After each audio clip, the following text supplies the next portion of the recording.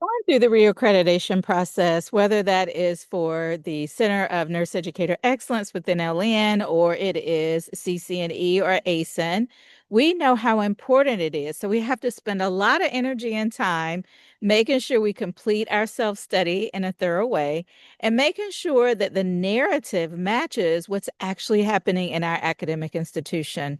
And sometimes that means that we have to move forward with change. As humans, many of us have a hard time moving forward with change, especially if we have spent a lot of time and energy in the old product, in the old curriculum, developing those exam questions that now are probably not the best ones to help our students develop and advance their clinical judgment decision model. So, what strategies should we use to help us be more adaptable to change and, most importantly, to sustain the change that we want to move forward with in a way that doesn't burn out faculty and also gives a voice to our stakeholders? Well, that's what we're talking about in this snapshot. So, welcome back, everybody, to Dr. Sellers Educate, where our mission is to support all nurses to achieve excellence. Yes, we've changed our purpose a little bit because we're expanding. Now we are supporting not only nurse educators, but all kinds of different levels of nurses as change agents and leaders.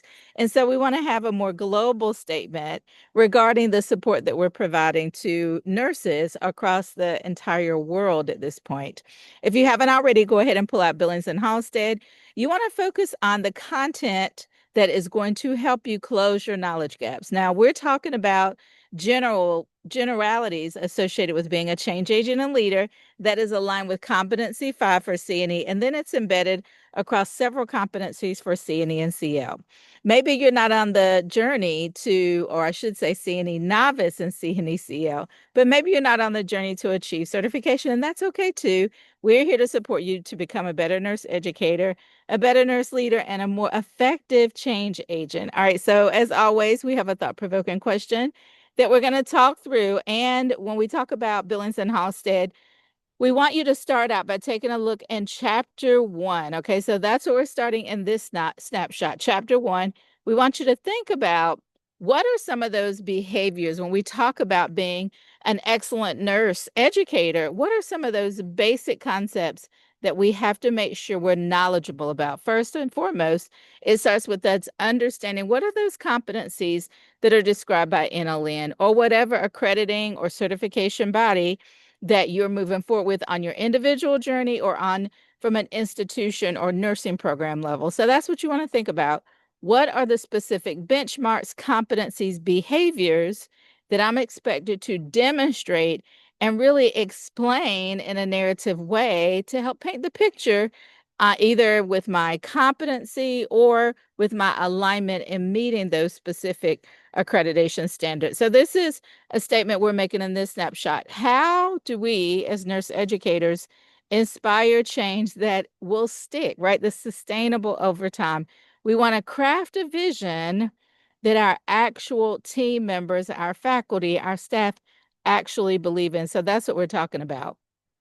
There are 5 steps we're going to be exploring in this snapshot. First of all, is we want to understand the change. That's essential in order for us to embrace it. We have to understand the why and the what. If we look at, as an example, the baccalaureate essentials, or if we look at the competency-based framework, we want to have a deep understanding, especially those of us that are champions for this change. We have to have a deep understanding about the research and the evidence that really supports this change. That's going to help not only us have a better understanding as that change leader, it's also going to help us think about some of those faculty or faculty members, colleagues, staff members that we already know are going to struggle with accepting that change and maybe even fully executing that change. So, what is it that we should do? Well, understanding some of the challenges they have had or will have, we'll start with a conversation. Okay, so we want to have transparent conversations with our colleagues that may struggle with implementation, full implementation of that change. So before we go deeper, so that's step number 1. If you haven't already, go ahead and pull out your study worksheet. Okay, I'm going to stop sharing for 1 second. Let's talk about why it's so important to pull out your study worksheet. Well, we want you to write down the content that we are discussing during this snapshot. We know that research says we are 50 to 70% more likely to retain information when we actually write it down. Okay. If you don't have the study worksheet printed out, that's okay. Just go ahead and pull out a sheet of paper. And we want you to write down two things. Number one, what is today's date? Because if you're like me, you attend a lot of webinars and you don't remember when you heard it or what exactly was said. So just write down today's date, whatever date you're watching this snapshot. And then we want you to write down what is it that you want to take away. Now that we have done an intro and you know what we're discussing in this snapshot, what takeaway do you want to have and share with your colleagues, or hopefully even implement as you move forward with on the C&E journey, or moving forward with the curricular change or alignment with your accrediting body? All right, so let's go back and take a look at our thought-provoking question. So why do we include thought-provoking questions? I'm glad you asked. Well, it's a way for us to really challenge our thoughts about evidence-based practices, because that's exactly what our thought-provoking questions do. It's not about only choosing the correct answer. Yes, we celebrate when that happens. It's most important that you understand the rationale, if I could get it out, the rationale for the correct option and the incorrect options. When you get to the C&E, if that's part of your journey, those are the two questions you want to ask yourself. First and foremost, what is this question really asking me? And second of all, what is it that I know for sure about content included in this question? Okay, so that's what we're doing. We're doing a little bit of pre-assessment or post-assessment of your knowledge related to this concept. So here's our thought-provoking question, just in case you haven't seen it yet. It is right here in the description. As the lead faculty for Nursing Fundamentals course, you propose integrating high-fidelity simulation to replace some traditional clinical hours. Several experienced faculty push back, expressing concern about preparation time, workload, and technology issues.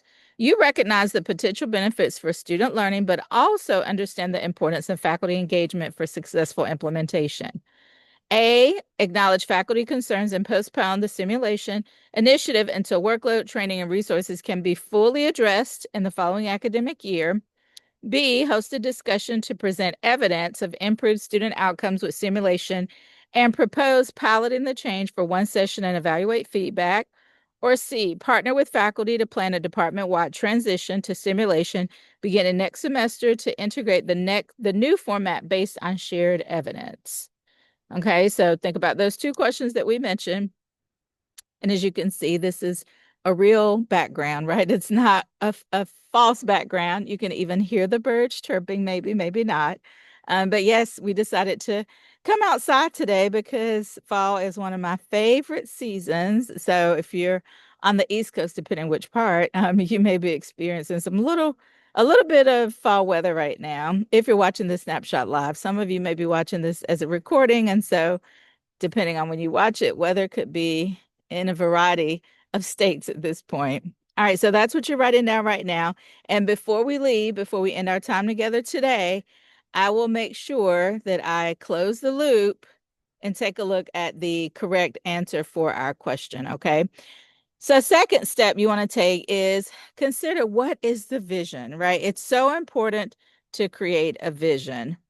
We know that as a leader, because all of us are leaders and all nurses are educators, it's important that we map out the plan, right? And that there's alignment with every single step to support that plan. So what is our vision? If our goal is to integrate competency-based education, then we want to say that, and we want to talk about the pieces of the puzzle that we need to make sure are aligned to support taking steps toward creating that vision, right? Achieving that vision that we want to have collaboratively as a nursing unit.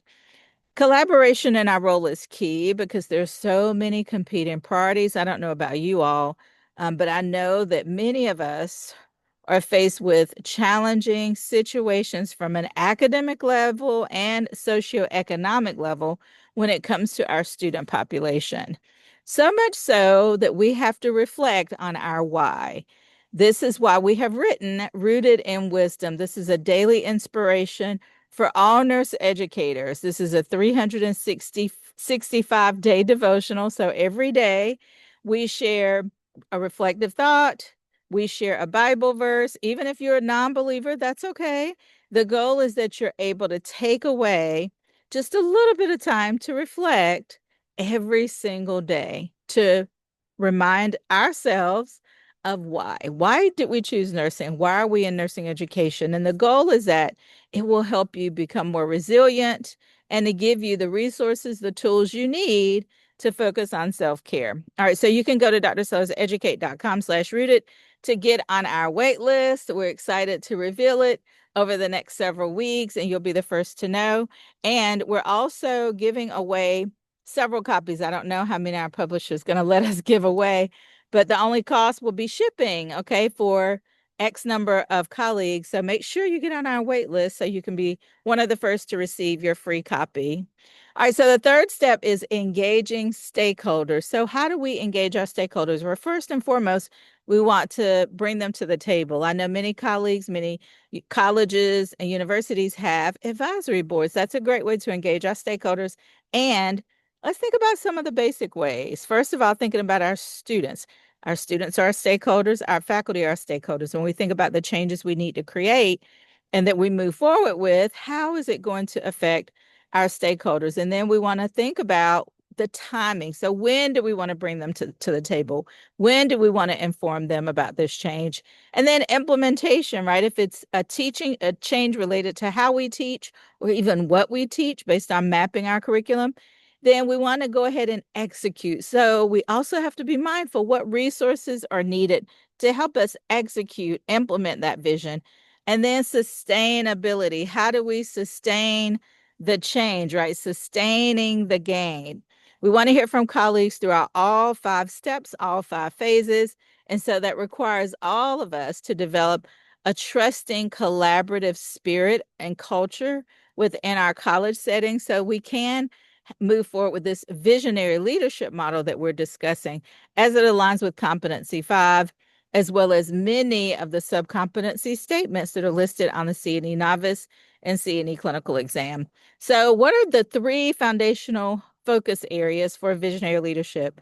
First is team collaboration. That's right. You guessed it. You probably already knew that. The second part is inspire, right? We want to have leaders that will create motivational cultures, right? Because remember, motivation has to come from within. So we can't motivate an individual. We can't make colleagues get motivated. We have to create the culture, create the environment where our colleagues feel inspired, right? They feel inspired about moving forward with this change. And then the third foundational element is going to be setting the goals. So we need to have a clear vision about what our goals are, what the benchmarks look like as we move forward. 80%, some research says 80% of our ability to move forward with that change is based on buy-in, right? So we want to get colleagues to the table early.